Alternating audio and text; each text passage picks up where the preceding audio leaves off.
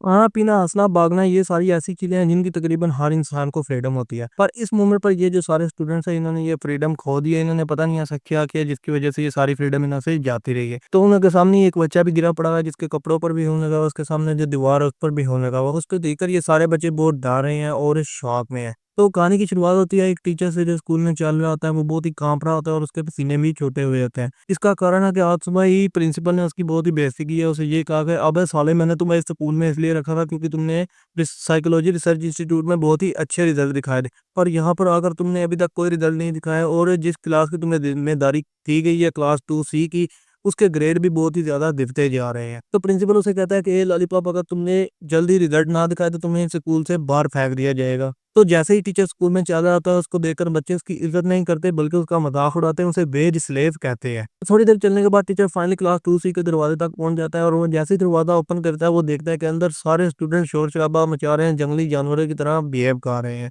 तो टीचर उससे पहले कुछ बोल सके उसके मुँह पर आकर एक फुटबॉल लगती है। वहीं पर एक लड़की भी बैठी होती है जो बिल्कुल सुकून से बैठी हुई, कोई शोर-शराबा नहीं मचा रही। वो सोचती है कि ये सारी चीज़ें उसके लिए पॉइंटलेस है।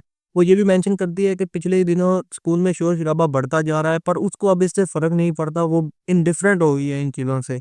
वो सोचती है कि रिसेंटली ये कुछ भी करने की कोशिश करती है, उसे बिल्कुल मोटिवेटेड फ़ील नहीं होता। वो सोचती है कि अगर सोसाइटी भी इस तरह की होगी और जो अडल्ट्स हैं जिनको इन्हें गाइड करना चाहिए वो भी सारे इधर इडियट ही भरे होंगे।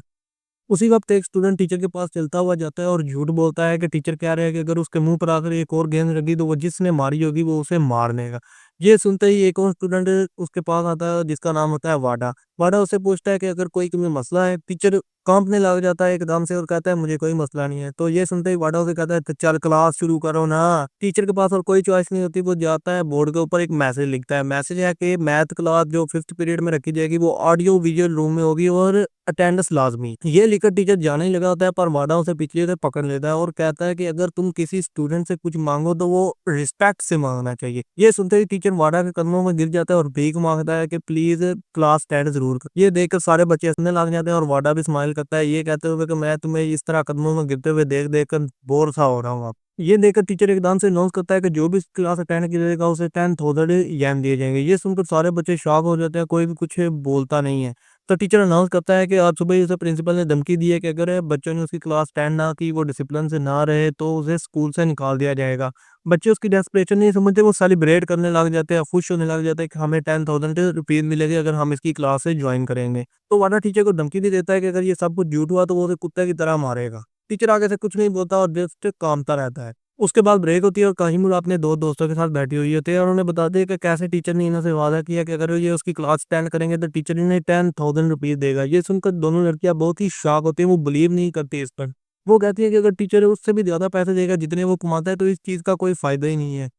ब्लोन ने मेंशन कर दिया कि हो सकता है कि क्लास 2C की हालत इतनी खराब हो कि टीचर को ये कदम उठाना पड़ रहा हो। साथ ही ब्रैकेट था ये कहते हैं क्लास 2C की ऐसी हालत तब होना शुरू हुई जब स्काकी को इस स्कूल से निकाल दिया गया था।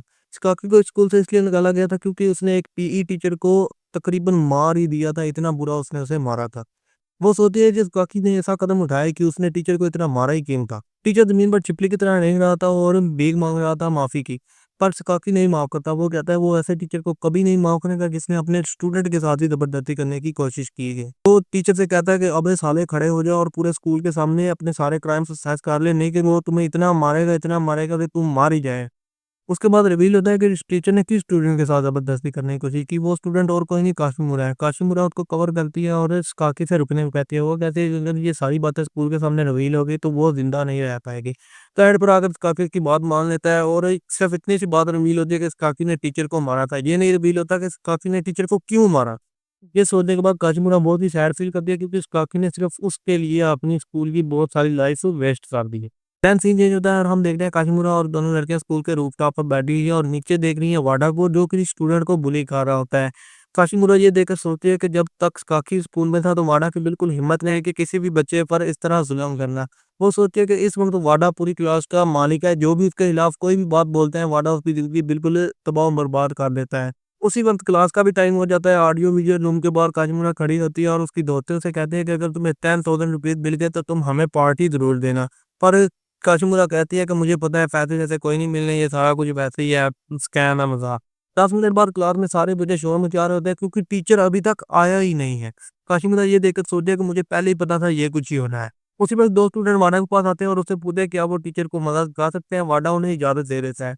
जैसे ही वो भागते हैं दरवाज़े के पास से, दरवाज़ा खुलता ही नहीं है, किसी ने दरवाज़ा लॉक कर दिया हुआ है। तभी क्लास की बत्तियाँ बंद हो जाती हैं और पूरी साथ में अंधेरा ही अंधेरा हो जाता है। उसके बाद वहाँ पर एक जो प्रोजेक्टर लगा होता है वो ऑन होता है और उसमें काउंटडाउन शुरू हो जाता है, 4, 3, 2, 1। जैसे ही 1 होता है, स्पीकर ऑन होता है और इतनी ज़्यादा आवाज़ उससे निकलती है कि सारे बच्चे अपने कान कवर करने की कोशिश करते हैं, उनके कान दर्द करने लगे हैं। साथ ही उनके दिमाग में कोई वीडियोज़ भी प्ले होते हैं, जैसे कि ये ज़्यादा सारे हाथ दिखना, आँखें दिखना, ये मॉन्स्टर्स और वगैरह ये सारा कुछ, और उसके बाद एकदम से सारा कुछ स्टिल हो जाता है। सारे बच्चे एकदम से खड़े हो जाते हैं और उन्हें याद नहीं रहता उनके साथ क्या हुआ है। जैसे ही वो सोच रहे होते हैं उनके साथ क्या हुआ है, टीचर क्लास में एंटर हो जाता है। उसे देखते ही बच्चे उस पर भड़कने लग जाते हैं, कहते हैं साले ये तुमने किया था, अगर ये तुमने किया हम तुम्हें छोड़ेंगे नहीं।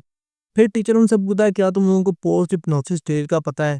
उससे पहले कोई स्टूडेंट जवाब दे पाए, टीचर खुद ही एक्सप्लेन करता है कि ड्यूरिंग हिप्नोसिस कुछ ऑर्डर्स बंदे के दिमाग में प्लेस किए जाते हैं, जो बंदा हिप्नोटाइज हो रहा हो, और वो ऑर्डर वो भूल जाता है जैसे वो उठता है, जैसे वो हिप्नोटाइज हो जाता है। पर उस स्टेज को पोस्ट हिप्नोटिक स्टेज कहते हैं। इस स्टेज में बंदे को वो ऑर्डर याद दिलाया जा सकता है कुछ सिग्नल या कुछ क्यूज के जरिए, कुछ क्लूज के जरिए, और जैसे ही वो सिग्नल बंदा परफॉर्म करता जाता है उसका दिमाग उसे फोर्स करता है वो ऑर्डर परफॉर्म करने में।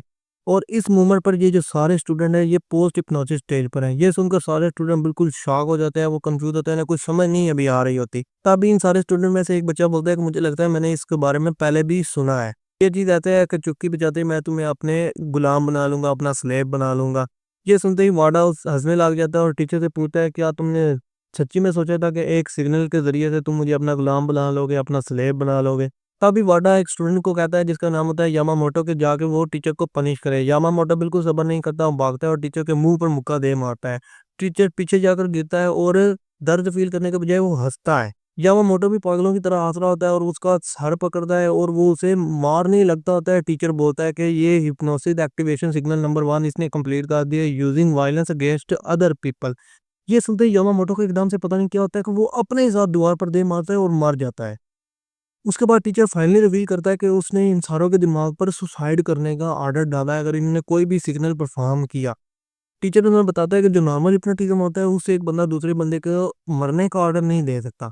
पर जो ये हिप्नोटिज्म इस टीचर ने इस्तेमाल किया वो हिप्नोटिज्म है जो रिलीजियस कल्ट अपने फॉलोअर पर इस्तेमाल करते हैं उनका दिमाग कंट्रोल करने के लिए।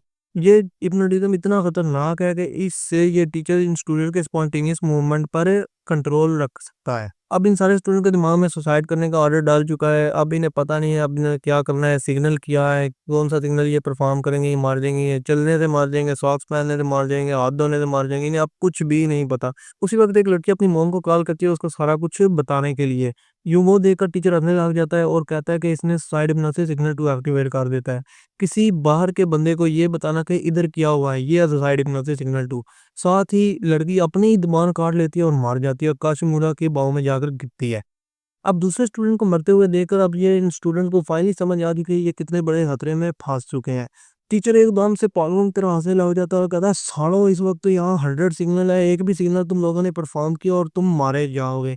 अब तुम लोगों को ये भी नहीं पता कि तुम जुराब पहनते जाओ मार जाओ, तुम हाथ धो मार जाओ। तुम्हें कुछ भी नहीं पता, मेरे साथ मस्ती करते हो, मेरे साथ मस्ती करते थे।